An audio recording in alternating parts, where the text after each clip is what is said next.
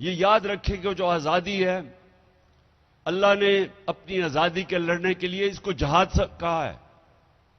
اگر آپ اپنی آزادی کے اندر کی جنگ لڑتے ہوئے مرتے ہیں تو آپ شہید کا رتبہ دیا ہے، اور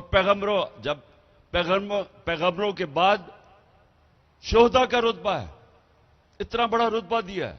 اس کا مطلب آزادی کو اتنی اہمیت دی ہے کہ غلام قوم آگے نہیں بڑھ سکتی، صرف آزاد انسان اوپر جاتے ہیں۔ اور اصل میں لا الہ الا اللہ ادھر سے ہی آزادی شروع ہوتی ہے، جب آپ یہ بیان کرتے ہیں کہ اللہ تیرے سوا میں کسی کے سامنے نہیں جھکوں گا، تو یہ آپ کا آزادی کا سفر شروع ہو جاتا ہے۔ اور پھر اندرونی آزادی کہ جب آپ خوف، یہ بہت بڑا بت ہے۔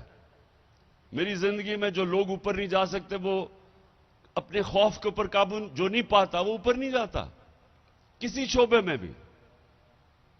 جو انسان خوف کے اوپر قابو نہیں پاتا اس نے آج تک بڑا کام نہیں کیا۔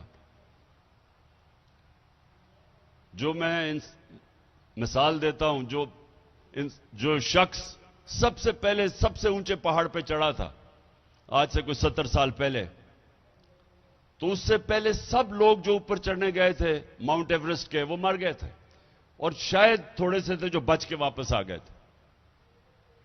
تو سوچیں کہ جب اس نے فیصلہ کیا چڑھنے کا، تو اس نے سب سے پہلے اپنے خوف کے اوپر قابو پایا۔ اور قرآن کی آیت ہے کہ جو لوگ ایمان لے آئے ہیں میں ان کے خوف دور کر دیتا ہوں۔ ان لوگوں کے خوف دور کر دیا اللہ نے۔ وہ جو عرب جن کی حیثیت ہی کوئی نہیں تھی، دو سپر پاور دونوں طرف،